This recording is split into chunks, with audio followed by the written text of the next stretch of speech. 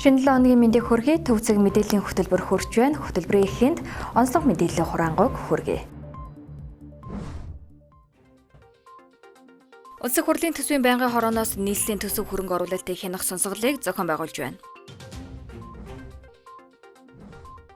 Монгол улсын гадаад өөр 40 тэрбум ам долларын мөрөн дээр гарч нэг жилд 2.3 тэрбум ам доллараар өслөө. 2025 оны топ 100 аж ахуйн нэгжийг оюуталгаад тэргүүллээ. Америк нэгдсэн улсын ерөнхийлөгч Трамп 80 нас хүрлээ.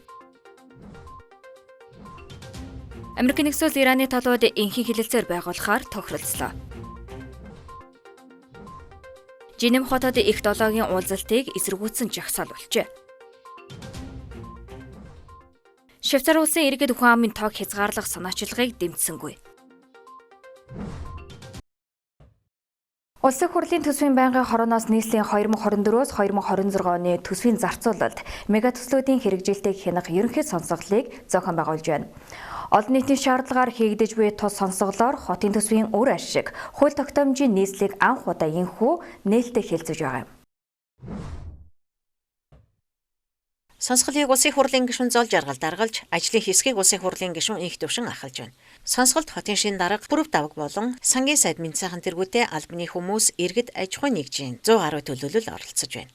Сонсголын үеэр нийслэлийн 2024-өөс 2026 оны төсвийн зарцуулалт мега төслүүдийн явцын талаар шинжээч дүгнэлтэд танилцууллаа. Тухайлбал дүгнэлтэд дурдсанаар 2025 онд батлагдсан 118 төсөл арга хэмжээний 23 засаг даргын үйл ажиллагааны хөтөлбөртөө уялдаагүй байна. Тухайлбал газрын зөвшөөрөл, байршлан тодорхойгүй байхад бейсболын талбай барих ажлын төсөвт өртгийг баталсан байна. Нийслэлийн иргэдийн төлөөлөгчдийн хурлын 45 төлөөлөгчийн 44 нь нийслэлийн өмчөд болон өмчийн оролцоотой хуулийн этгээдийн төлөөлөл удирдах зөвлөлийн дарга гишүүнээр ажиллаж байгаа нь хяналтын хараат бус байдал, ашиг сонирхлын зөрчлийн эрсдлийг нэмэгдүүлсэн байна. Мөн нийслэлийн нэгдсэн төсвийн гүйцэтгэлээр орлогын өсөлт 23.7% байхад зарлагын өсөлт 36.4% төрсөн байна. Нийслэс урт болон дунд хугацаанд хэрэгжүүлэх 2024-өөс 2031 оны хугацаатай 16 мега төслийн нийт өртөг 28.9 их найд төгрөг байна. Үүний 66% буюу 19.1 их найд төгрөгийг гадаадын зээл төр хувийн хвшлийн түншлэлээр шийдвэрлэхээр төсөвсөн ч одоогоор бүрэн баталгааж өгнө. Санхүүжилт удаашрснаас зураг төсөл, айгал орчин, нийгмийн нөлөөллийн үнэлгээ зэрэг бэлтгэл шатанд зарцуулсан 129.4 тэрбум төгрөгийн зардал үр ашиггүй болох төслийн өртөг нэмэгдэх эрсдэл нүүрлжээ. Сонсголын үеэр сангийн сайд мэд сайхан анхаарал татсан тоо баримтыг дэлгэлээ. Түүний мэдээснээр нийслэлийн төсвийн зарлага 2022 онд 1.4 их найд төгрөг байсан бол 2026 он гэхэд 7.8 их найд төгрөг болж огцом өссөн байна. Улсын төсвийн алдагдал 1 их найд төгрөг байхад нийслэлийн төсвийн алдагдал 2.4 их найд төгрөгт хүрсэн нь улсын төсвийн тогтвортой байдалд аюулгүй харанга дэлдэж байна гэдгийг сайд онцоллоо. Түүнчлэн нийслэл 2.5 их найд төгрөгийн үнэт цас гаргаад байгаа бөгөөд үүний эргэн төлөлтөд эрсдэл үүсвэл эцсийн хариуцлагыг засгийн газар хүлээх нөхцөл байдал үүсэж болзошгүйг сануулсан юм. За нийслэлийн төсвийн алдагдал 2026 оны төлөлгөөгөөр 2.4 их найд төгрөгт хүрч нэгдсэн төсвийн алдагдлын 232.8%-д тэнцэж байгаа. Улсын нэгдсэн төсвийн алдагдал 1 буюу 1 их найд байгаа. Зөвхөн нийслэлийн алдагдал 2.4 их найдад хүрж байна. За энд юу нөлөөлж байгаа нэхээр нийслэл Улаанбаатар төсвийн алдагдал сүүлийн жилүүд нэмэгдэж нэгдсэн төсвийн тогтвортой байдлыг алдагдуулж байгаа. За нийслэлийн төсвийн алдагдал 2024 оноос огцом өсч нэгдсэн төсвийн тэнцвэржүүлсэн тэнцлийн алдагдал эзлэх хөв 2024 онд 29.5% байсан бол 2025 онд 68.1% болсон. За 26 оны төлөлгөөгөөр 2.4 их найд хүрж байна. Тэгэхээр ингээд энэ зардлын өсөлт нь нэгдсэн төсвийн алдагдалд нөлөөлж байгаа учраас бид нар дээр цаашдаа энэ төсвийн зардлыг нийслэлээр хянах тогтолцоог оруулж ир төсвийн хуулинд нийслэлийн эрх зүйн байдлын хуулинд тодорхой болгож өгөхгүй бол асуудал үүсэх нэ. Оны төгсөлт рүү бид нар механик зохицуулт хийхээс өөр замгүй бол нэгэсэндөө төсвийн алдагдлаа барихын тулд нийслэлийн зардлыг санхүүжилтийг хязгаарлах юм байдал руу орно. Сонсголын үеэр иргэд аж ахуйн нэгжийн төлөөллүүд үг хэлж байр суурь илэрхийллээ. Барилгачдын нэгдсэн холбоог төлөөлж Иргэн Үлзий Бат нийслэлийн иргэдийн төлөөлөгчдийн хурлын төлөөлөгчид иргэдийн мэдих эрхийн төлөө ажиллахгүй засаг дарга тойрч бүчээд байна. Нийслэлийн төрийн байгууллагууд дэндүү данхаасан барилга хот төлөвлөлттэй холбоотой 70 гаруй байгууллага ажиллаж байна. Аж ахуйн нэгжүүд ажил хийчгээд санхүүжилтээ авч чадахгүй байгаа явдалд нийслэлийн иргэдийн төлөөлөгчдийн хурл анхаарах хэрэгтэй гэв. Мөн тэрээр улсын хурлын тамирын газар хуулиар хүлээсэн үүргээ биелүүлж өмнөх сонсголуудын материалыг ил тод байршуулж мөрөөр нь ажиллахгүй байгаагаас шалтгаалж иргэдийн дунд сонсгол үр дүнгээ болж өнгөрдөг гэх сөрөг хандлага тогтож байгааг шүмжилсэн юм. Сонсгол маргааш үргэлжилнэ. Монгол улсын гадаад өр компани банкны зээллийн нөлөөгөөр 6.2% өсч 2026 оны эхний улиралд 40.2 тэрбум $. Боллоо. Мөн засгийн газрын дотоод зээл нэг жилд бараг хагасаар өссөн нь цаашид зээлийн үйлчилгээний зардлыг нэмэгдүүлэхээр байна.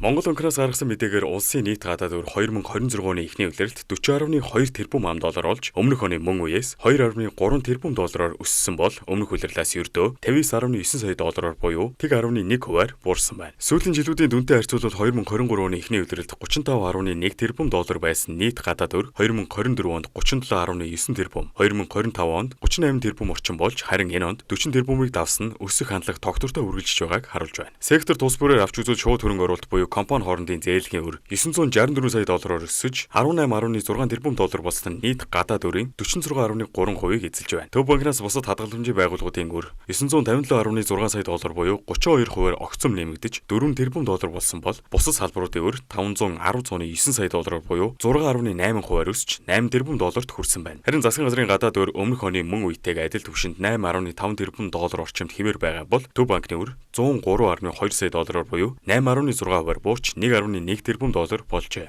Засгийн газрын нийт өрийг авч үзвэл 2026 оны эхний улиралд 35.8 их найт төгрөг болж өмнөх оны мөн үеэс 1.2 их найт төгрөгөөр буюу 3.4%-аар өмнөх улирлаас 398.4 тэрбум төгрөгөөр буюу 1.1%-аар тус өссөн байна. Үүний дотроос гадаад өр 668.4 тэрбум төгрөгөөр буюу 2%-аар нэмэгдэж 33.9 их найт төгрөг болсон бол дотоод өр буюу үнэт цаасны хэлбэрээр гаргасан өр 535.8 тэрбум төгрөгөөр буюу 43.6%-аар огцом өснө анхаарал татж байна. Харин засгийн газрын олгосон өрийн баталгаа 14.5 тэрбум төгрөгөөр буюу 7.9%-аар буурчээ. Нийт дүнгээр засгийн газрын өрийн 94.6%-ийг гадаад өр, 4.9%-ийг дотоод өр, үлдсэн 1.5%-ийг өрийн баталгаа бүрдүүлж байна. Энэ хугацаанд засгийн газар зээлийнхээ үндсэн төлбөрт нийт 2 их найт төгрөг төлсөн нь өмнөх оны мөн үеэс 104.7 тэрбум төгрөгөөр буюу 4.9%-аар бага байна. Харин хүүгийн төлбөр 409.8 тэрбум төгрөг болж өмнөх оны мөн үеэс 21.4 тэрбум төгрөгөөр буюу 5.5%-аар нэмэгдсэн байна. Энэ өнгөрсөн нэг жилийн хугацаанд улсын нийт гадаад өр 2.3 тэрбум $-оор өссөн нь сэрэмжлүүлэх хэмжээний дүн боловч өсөлтийн дийлэнх хувийн хвшлийн компаниудын хооронд хийгдэх зээллэг хөрөнгө оруулалттай холбоотой байгаа нь шууд төрийн дарамт биш гэдгийг харуулж байна. Гэвч засгийн газрын дотоод зээлгийн хэмжээ нэг жилд бараг хагасаар нэмэгдсэн нь мөн хүүгийн төлбөр 5.5%-аар өссөн нь энэ хандлага үргэлжлэх тохиолдолд төсвийн зарлагад зээлийн үйлчлэгээний эзлэх хувийг улам нэмэгдүүлэх төлөвтэй байна. Монгол улсын 2025 оны шилдэг топ 100 аж ахуйн нэгжийг албан ёсоор зарлалаа. Энэ жилийн жагсаалтыг уул уурхайн салбарын авраг оюу толгой компани дахин тэргүүлсэн байна. Монгол улсын эдийн засгт хамгийн өндөр хувь нэмэр оруулсан аж ахуйн нэгжүүдийг тодруулдаг топ 100 аж ахуйн нэгжийн шалгаруулалтын дүнг өнөөдөр төрийн ордонд танилцууллаа. Шагнал гардуулах ёслолт Монгол улсын ерөнхий сайд Учрал болон Монголын үндэсний худалдаа аж үйлдвэрийн танхимын ерөнхийлөгч Лавгжав нар оролцож шилдэг аж ахуйн нэгжүүдийн төлөөлөлд батламж гардуулсан байна. Топ 100 аж ахуйн нэгжийг Сангийн ам, Гайлын ерөнхий газар, Татварын ерөнхий газар, Нийгмийн даатгалын ерөнхий газар, Улсын бүртгэлийн ерөнхий газар болон үндэсний статистикийн ороо зэрэг төрийн байгууллагуудын албан ёсны тайлан мэдээлэлд үндэслэн шалгаруулдаг уламжлалтай. Компаниудыг борлуулалтын орлого, цэвэр ашиг, улсын төсөв төвлөрүүлсэн татвар, ажлагчдын тоо, хөрөнгийн хэмжээ зэрэг үндсэн үзүүлэлтээр эренбэлж, эдийн засагт үзүүлсэн бодит нөлөөгөөр нь жагсаадаг байна. Монголын үндэсний худалдаа аж үйлдвэрийн танхимын мэдээлснээр 2025 оны топ 100 аж ахуйн нэгжийн нийт борлуулалтын орлого 65.7 их найт төгрөгт хүрчээ. Энэ нь Монгол улсын дотоодын нийт бүтээгдэхүүний 73%-тай тэнцэх үзүүлэлт болж байгаа бөгөөд эдгээр компаниуд улсын эдийн засгийн өсөлт, төсвийн орлого, экспортын орлого болон ажлын байрны томоохон хэсгийг бүрдүүлж байгааг харуулж байна. Энэ жилийн жагсаалтыг оюутлогын компанид эргүүлсэн бол Монголын алт буюу МАК болон Хаан банк удаасан байна. Ингэснээр уул уурхай, үйлдвэрлэл, банк санхүүгийн салбарууд Монголын эдийн засгийн гол хөдөлгөгч хүч хэвээр байгааг топ 100 аж ахуйн нэгжийн жагсаалт дахин харууллаа. Хөлс хүч хөдөлмөр зүтгэлээ зориулж, Монгол хүнд хийх ажил, авах цалин олгож, улсдаа татвар төлж, үндэсний үйлдвэрлэл эдийн засгийн тусгаар тогтнолыг дархлан бэхжүүлж байгаа та бүхэнд гүн талархал илэрхийлье. Монгол улсын топ 100 аж ахуйн нэгж гэдэг бол зүгээр нэг нэрслийн жагсаалт биш ээ. Энэ бол 100 хариуцлага, 100 бахархал, Монголын хөгжлийн 100 хөдөлгүүр юм а. 2025 онд топ 100 аж ахуйн нэгжийн нийт борлуулалтын орлого өмнөх оноос 10.8 их найт төгрөгөөр буюу 19.7%-аар өсөж 65.7 их найт төгрөгт хүрсэн нь Монгол улсын дотоодын нийт бүтээгдэхүүний 73%-тай тэнцэх үзүүлэлт юм а. Топ 100 аж ахуйн нэгжийн улсын төсөвт төлсөн татварын хэмжээ өмнөх оноос 5%-аар нэмэгдэн 8 их найт төгрөгт хүрч Монгол улсын татварын орлогын 30%-ийг бүрдүүлсэн байна. Монголын топ 100 компанид 85 мянган хүн ажиллаж байгаа нь нийт ажил хэсгийн 6.1%-ийг эзэлж байна.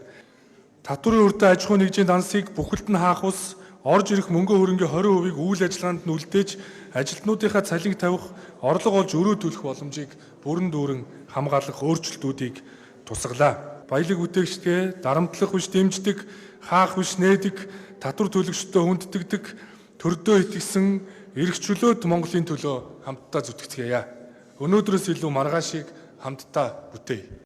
2025 оны топ 100 аж ахуйн нэгжийн нийт борлуулалт улсын дотоодын нийт бүтээгдэхүүний бараг 4.3-ыг бүрдүүлсэн нь хувийн хвшлийн компаниуд эдийн засгийн өсөлт, төсвийн орлого, ажлын байр бий болгоход ямар өндөр жин дарж байгааг харуулж байна. Харин эдгээр тэргүүлэгч компаниуд үйл ажиллагаагаа цаашид эдийн засгийн төрөлжилт, хөрөнгө оруулалт, экспортын өсөлтөд хэрхэн нөлөөлөх нь анхаарал татсан асуудал хэвээр байна. Монгол Улсын гадаад харилцааны сайд Бат цэцэг бүгд найрамдах Хятад ард улсын гадаад иргэн сайд Ван Ийтэй албан ёсны хэлэлцээ хийж хоёр улсын хамтын ажиллагааны 2026-аас 2027 оны төлөвлөгөөнд гарын үсэг зурлаа. Хэлэлцээгээр талууд ээж бүрэн стратегийн түншлийг бэхжүүлж хоёр улсын худалдааны эргэлтийг 20 тэрбум $д хүргэх зорилтыг эрчимжүүлэх, уул уурхай, хөдөө аж ахуйн экспортыг нэмэгдүүлэх, бомбуудын хүчин чадлыг сайжруулахаар тохиролцов. Хятадын тал ирэх 8 дугаар сард Улаанбаатар хотноо болгох цөлжилттэй тэмцэх тухай конвенцийн талуудын 17 дугаар бах хурал дэмжлэг үзүүлэлгээ илэрхийлснээс гадна манай баруун аймагуудад гарсан малын шүлхээ өвчнөд холбогдуулан вакцин нийлүүлэх чиглэлээр хамтран ажиллахаа мэдгдсэн байна. Фаргун улсын Хэрнэн Дариас хотно болсон ЮНЕСКОгийн олон улсын зохицуулах зөвлөлийн 38 дугаар хурлаар Монгол улсын тосто тосон бомбын нурууны байгалийн нөөц газрыг шин мандлын нөөц газруудын дэлхийн сүлжээнд бүртгэлээ.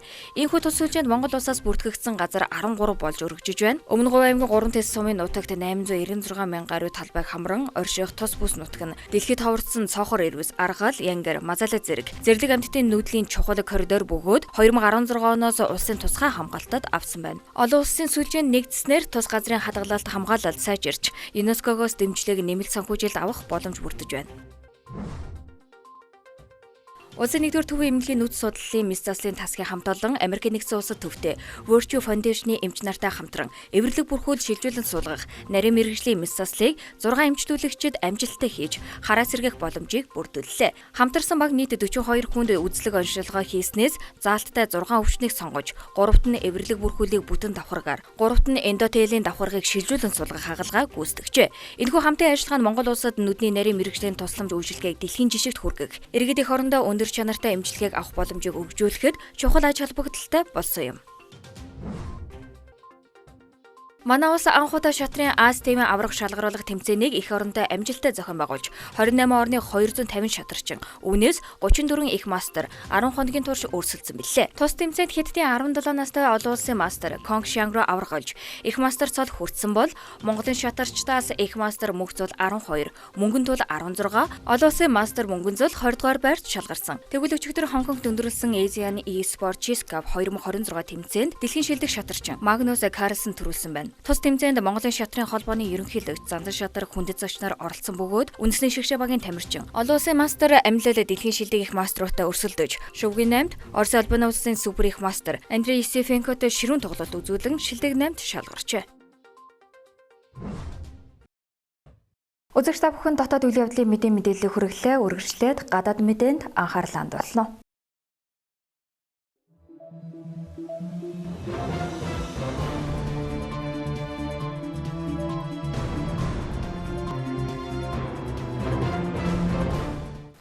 Шинэ 7 хоногийн мэдрэг үзэгчтэй төвцөг мэдээллийн хөтөлбөр олон улсын мэдээгээр эхэлж байна. Эхний мэдээг хүргэе. Америкийн нэгдсэн улсын ерөнхийлөгч Дональд Трамп 80 нас хүрлээ.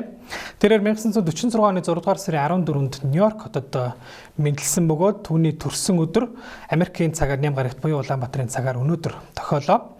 За Трампын хувьд Америкийн нэгдсэн улсын түүхэнд хамгийн өндөр настай ерөнхийлөгчтэй нэг бөгөөд түүний өмнөх ерөнхийлөгч Жо Байден 82 настайдаа албан тушаалаа хүлээлгэн өгснөөр хамгийн өндөр настай төрийн тэргүүнээр бүртгэгдчихсэн бол Трампын хувьд 2029 оны 1-р сард ажлаа хүлээлгэн өгөхдөө 83 настай байх юм а.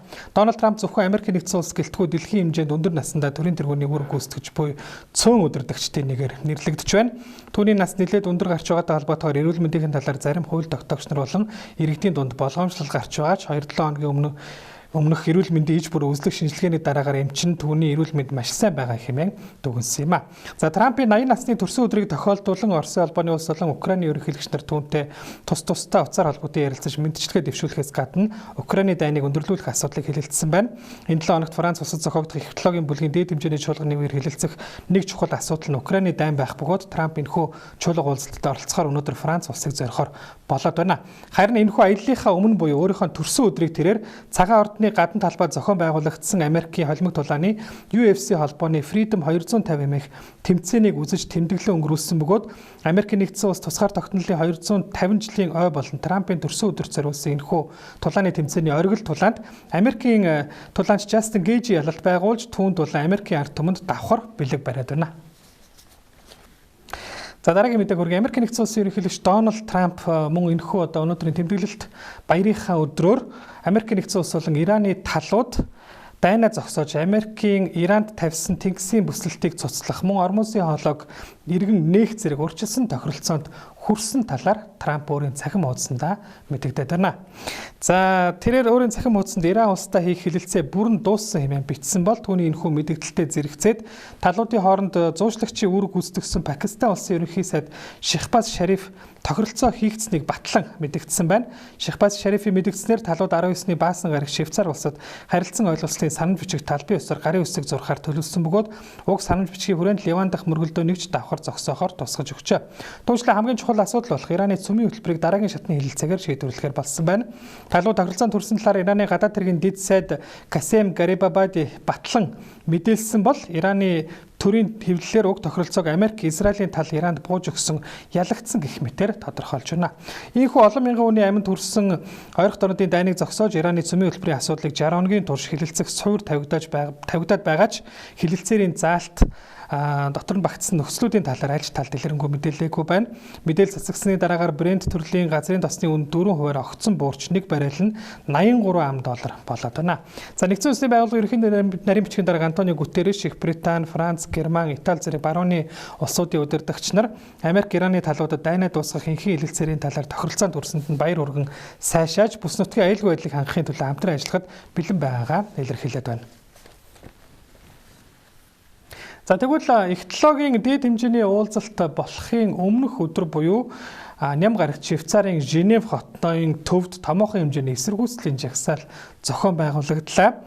За энэхүү жагсаалд 1000 гаруй жагсагчид оролцсон байна. Их технологийн бүлгийн дээд хэмжээний уулзалт 6 дугаар сарын 15-наас 17-ны хооронд Францын Эвиан-Ле-Бен хотод болох бөгөөд тус хот нь эсэргүүцлийн жагсаал болсон Швейцарын Женев хотоос ердөө 40 гаруйхан километрийн зайд оршдог юм.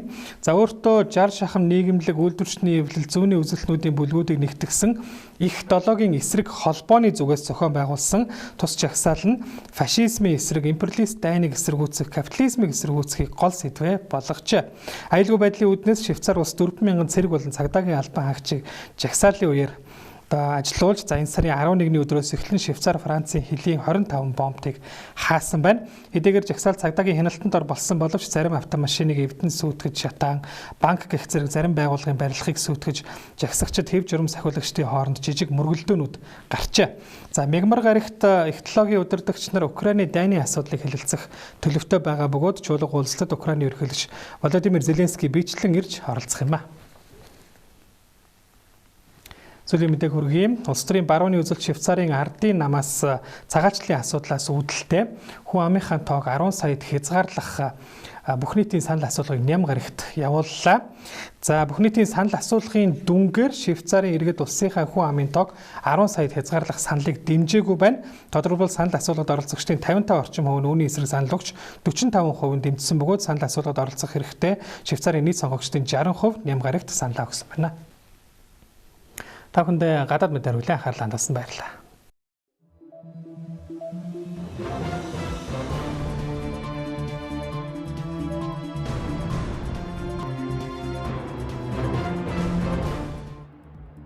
Төвцөг мэдээллийн хөтөлбөр өндөрлөж байна. Анхаарлаа хандуулсанд баярлалаа. Баяртай үзэгчтэй.